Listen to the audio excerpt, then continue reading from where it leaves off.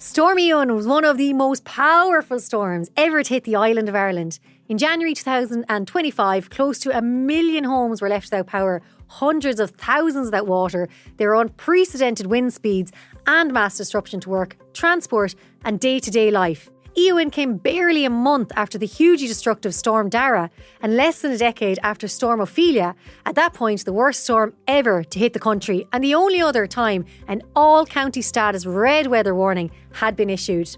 So, are storms getting more frequent, more powerful and more destructive? Or are we just more aware of them since the practice of individually naming them began in 2015? And if things are going to get worse, how can we prepare?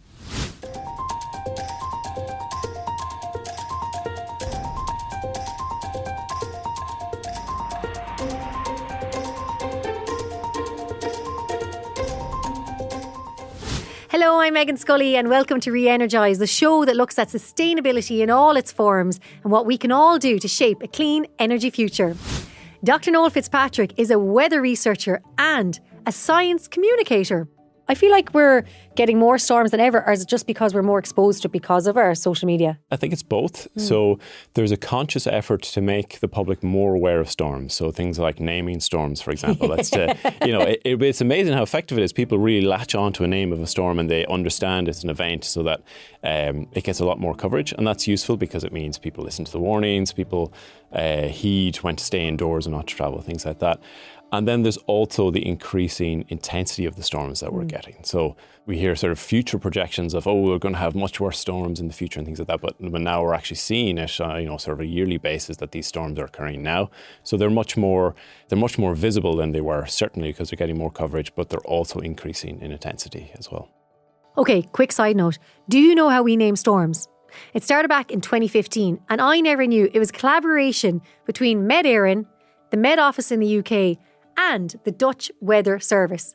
So each country submits a selection of names, and actually for the 24-25 season, the Irish submissions were all suggested by kids at the ESB Science Blast event. Is it a good thing to have a storm named after you?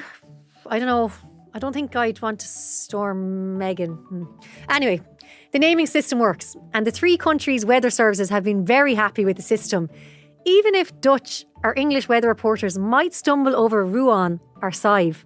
And maybe they give, presenters a little bit of difficulty, making sure that you pronounce it right. But it's a collaboration. And it's also helpful because it means that, for example, if in Britain, if the UK Met Office was to name a storm first, we can use the same name and in the Netherlands also, so that because the storm obviously doesn't care about weather, doesn't care about country boundaries or borders or anything like that. So you're keeping a consistent message as that storm moves from country to country. And all of this, of course, brings us to climate change and to uncertainty in a future with changing and unpredictable weather. We are going to have to plan carefully for the future ahead. I think so, and it's important that we do, because when someone is maybe designing some infrastructure for a town or a city, or bridges or roads or flooding defences, things like that, they might use things like 1 in 10-year events, 1 in 50-year events to sort of plan for. But those events are becoming more frequent now. A 1 in 10-year event might be a 1 in 2-year event, say thinking of flooding, for example. So it means that designers and engineers and planners really need to consider what the environment and the weather and the climate is going to be like in, say, 50 years' time. So I think we are considering that on a practical way, and getting ready for that. There's a lot more messaging out there in terms of getting the message across that climate change is happening. It's not just something that's going to happen in the future. So, but like all of these things, there's still an awful lot of work to be done as well.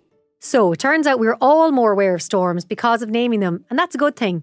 And while they may not necessarily be getting more frequent, they certainly seem to be getting more severe and causing more disruption, and we need to face up to this future.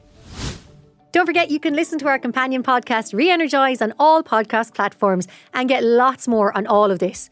Noel tells us about chasing huge tornadoes across the US.